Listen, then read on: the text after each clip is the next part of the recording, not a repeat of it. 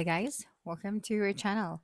In this video, you will learn on how you can see the QC on Kakobuy. So, what QC means in Kakobuy? It stands for quality control. So, photos of the physical item taken once it arrives at the Kakobuy warehouse, so you can inspect details like stitching, color, logos, and overall quality before it's shipped to you. So first is you have to place your order, of course. So you just have to search for the product that you want to purchase. Okay, so for example, we have that product. Okay, so for example, this one.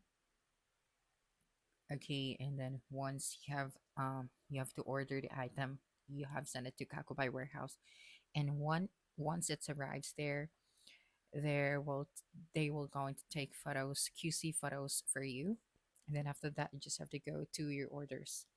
So just go to the user center and then tap on the order option. So after the warehouse receives your item, you'd see a section in your Kakobuy dashboard like QC photos or quality checked. You just have to click that to open the QC images, and then you just have to inspect the photos carefully, look closely at details like stitching, material texture, color accuracy, and logos or prints. If anything looks off, you can usually request a return, exchange, or reject the item before shipping.